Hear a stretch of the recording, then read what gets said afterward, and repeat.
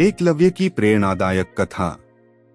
बहुत समय पहले की बात है, जब पांडव और कौरवों के बीच युद्ध का समय नहीं आया था और महाभारत का आरंभ भी नहीं हुआ था।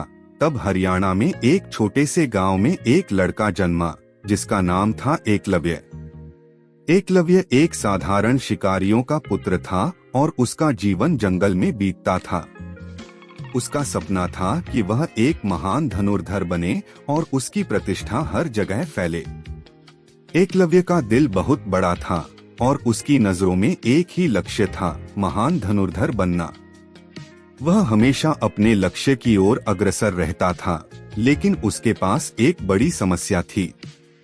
वह जानता था कि उसे धनुर्विद्या में महारत हासिल करने के लिए एक गुरु की आवश्यकता है, लेकिन उसके पास कोई प्रसिद्ध गुरु नहीं था। गांव के सभी लोग उसे उसकी गरीबी और साधारणता के कारण तुच्छ समझते थे। फिर भी उसने अपने सपने को छोड़ने का नाम नहीं लिया और सोचता रहा कि एक दिन वह भी दुनिया का महान धनुर्धर बनेगा। एक दिन गुरु द्रोणाचार्य, जो पांडवों और कौरवों के गुरु थे, अपने शिष्यों के साथ जंगल से गुजर रहे थे। एकलव्य ने सोचा, यह वही गुरु द्रोणाचार्य हैं, जो अर्जुन को धनुर्विद्या सिखाते हैं। अगर मुझे इनसे कुछ शिक्षा मिल जाए, तो मैं अपने लक्ष्य को प्राप्त कर सकता हूँ। एकलव्य ने बिना किसी संकोच के गुरु द्रोणाचार्य से मिलने का निश्चय किया। वह उनके पास पहुंचा और हाथ जोड़कर विनम्रता से बोला, गुरुजी, मुझे भी धनुर्विद्या में पारंगत होना है, कृपया मुझे शिक्षा दें। गुरु द्रोणाचार्य ने एकलव्य को देखा और कहा, तुम एक शिकारी के पुत्र हो। तुम्हारे पास शिक्षा प्राप्त करने के लिए न तो उचित संसाधन हैं और न ही योग्यतानुसार पृष्ठभूमि। धनुर्विद्या के लिए मेरी शरण में आकर तुम इसे पूरी तरह से नहीं सीख सकते। मैं तुम्हें सिखाने के लिए तैयार नहीं हूँ। एकलव्य ने गुरु के शब्दों को स्वीकार किया, लेकिन उसने हार नहीं मानी। वह निरंतर अभ्यास करता रहा और अपने आत्मविश्वास से भरा हुआ अपने लक्ष्य की ओर बढ़ता रहा। उसने जंगल में खुद को ही गुरु मानकर अपनी मेहनत से धनुर्विद्या में प्रशिक्षण शुरू किया। दिन रात वह अकेले अभ्यास करता रहा और जल्द ही उसकी कलाओं में अद्वितीय निपुणता दिखने लगी। एक दिन गुरु द्रोणाचार्य अपने शिष्यों के साथ एक खुले मैदान में अभ्यास करवा रहे थे। उन्होंने देखा कि एकलव्य, जो खुद को गुरु मानकर अकेले अभ्यास कर रहा था, अब हर धनुष पर लगातार बाण छोड़ रहा था और उसकी शॉट्स किसी भी महान धनुर्धर की तरह सटीक और प्रबल थी। गुरु द्रोणाचार्य ने देखा कि एकलव्य ने पूरी तरह से धनुर्विद्या में महारत हासिल कर ली है।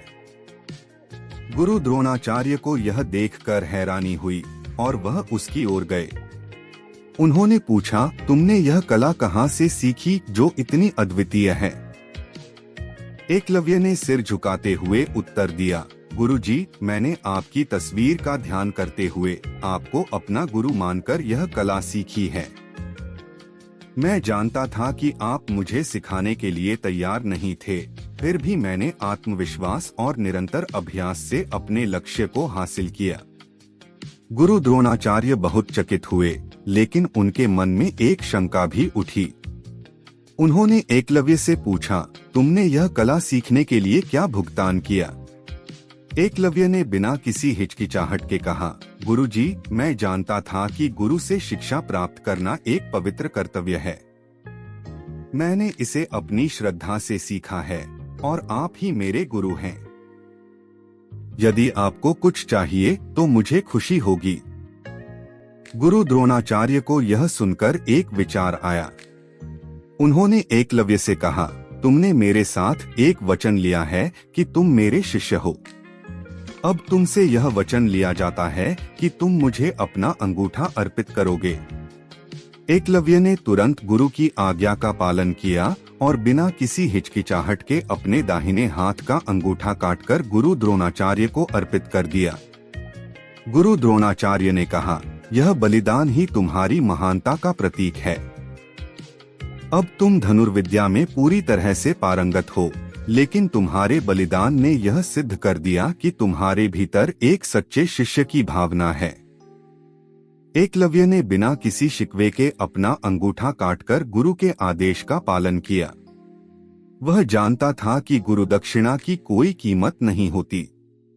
यही उसकी महानता थी और यही कारण था कि वह महान धनुर्धर बनने के योग्य था। कहानी का संदेश। एकलव्य की कहानी हमें यह सिखाती है कि यदि आपके भीतर मेहनत, समर्पण और आत्मविश्वास हो तो आप किसी भी कठिनाई को पार कर सकते हैं। एकलव्य का बलिदान और उसकी निष्ठा ने उसे अपने लक्ष्य तक पहुंचाया। इसने यह भी दिखाया कि गुरु की शिक्षाएं केवल शब्दों तक सीमित नहीं होती, बल्कि उस आंतरिक शक्ति का प्रतीक होती हैं, जो हमें अपने सपनों को साकार करने की प्रेरणा देती हैं। यदि ये जानकारी आपको अच्छी लगी हो तो लाइक और सब्सक्राइब करें और अपनी राय कमेंट बॉक्स में जरूर दें।